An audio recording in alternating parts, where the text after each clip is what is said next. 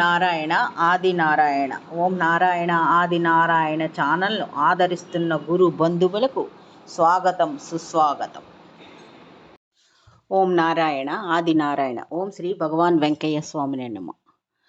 ఆశ్రిత జనరక్షకుడు, దీనజన బాంధవుడు శ్రీ భగవాన్ వెంకయ్య స్వామి వారి పాద పద్మములకు నా ప్రణామములు. సమస్త సగుణ రూప నిర్గుణ రూప గురుదేవుల పాద పద్మములకు నా నమస్సుమాంజలి. అజ్ఞానము వలన దేహ పరిమితమైన మనకు మన దేహములో అన్ని అవయవాలు, ఇంద్రియాలు కూడా మన ఆధీనంలో ఉండవు. గురుకృప వలన దేహ భ్రాంతిని అతిక్రమించిన శ్రీ స్వామివారి వంటి జ్ఞానులు విశ్వమంతా తామై ఉండడమే కాకుండా పిపీలికాది బ్రహ్మ పర్యంతం సర్వం తమ ఆధీనంలో ఉంచుకొనగలరు. కనుకనే వారు అవసరమని తలచినప్పుడు మన కర్మ సూత్రాలను కూడా సడలించి భక్త రక్షణ గావించగల సర్వసమర్థులై ఉంటారు. శ్రీ భగవాన్ వెంకయ్య స్వామి వారి లీలా వైభవంలో శ్రీ భగవాన్ వెంకయ్య స్వామి వారి సర్వసమర్థతను తెలిపే కొన్ని లీలల్ని ఇప్పుడు స్మరించుకుందాం. కన్నవరపు రాజయ్య డిసెంబర్ 1984. ఒక వారం రోజులు ఇతను జ్వరంతో బాధపడ్డాడు. ఆహారం సహించలేదు. బాగా బలహీనమయ్యాడు. చనిపోతానని భయపడ్డాడు ఇతను. ఆ రాత్రి తన బాధను శ్రీ భగవాన్ వెంకయ్య స్వామి వారికి మొరపెట్టుకొని నిద్రపోయాడు. స్వప్నములో శ్రీ స్వామివారు తంబూరా వాయించుకుంటూ అతనికి దర్శనం ఇచ్చారు. ఈ రాజయ్య వెళ్ళి స్వామి ఎదుట కూర్చోగానే స్వామివారు ఇలా అన్నారు: ఎప్పుడు నీ విషయం నాకు బాధేనయ్యా, ఇదిగో ఈ తంబూరా పట్టుకో అని తంబూరా ఇచ్చారు అతనికి. మెలకువ వచ్చింది.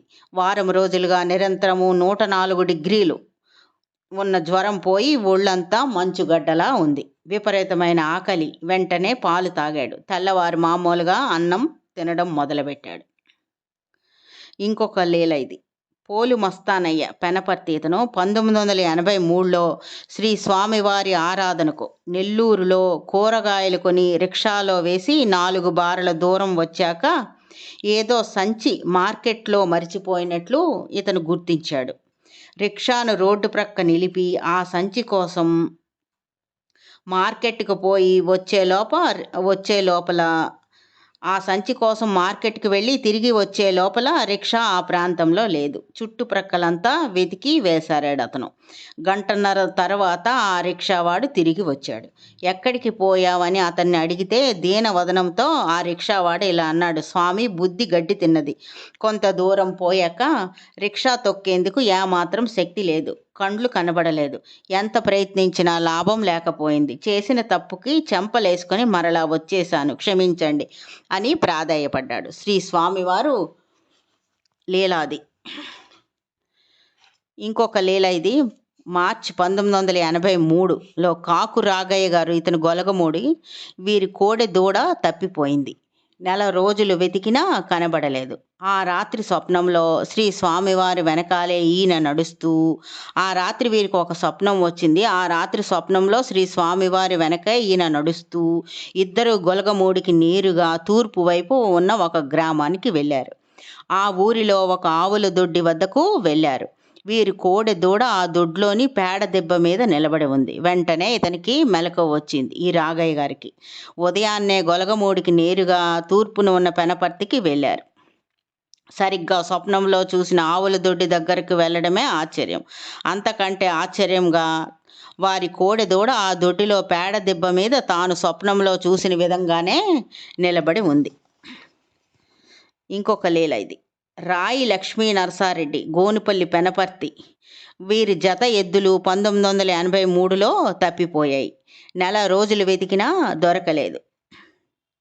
రెడ్డి గారి భార్య ఒకనాటి రాత్రి స్వామివారిని ప్రార్థించి విన్నవించుకుంది. స్వామి, సేద్యం ఎలా చేసి కుటుంబాన్ని పోషించాలి అని కన్నీటితో శ్రీ స్వామివారి పటానికి విన్నవించుకొని నమస్కరించి ఆమె నిద్రపోయింది. ఆ రాత్రి స్వప్నంలో శ్రీ స్వామివారు ఆమెకు కనిపించారు. ఈయనకు మోకాళ్ళ కిందంతా ముళ్ళు గీచుకొని రక్తం కారుతుంది. నీ ఎద్దులు తోలుకు వచ్చేసరికి చూడమ్మా, నా కాళ్లకు నెత్తురు ఎలా కారుతుందో అని స్వామివారు అన్నారు. మెలకువ వచ్చి తలుపు తీసి చూస్తే నిజంగానే ఎద్దులు వాకిట్లో ఉన్నాయి. వాటి శరీరాలపై కూడా ముళ్ళగంప గీచుకొని రక్తం కారుతుంది.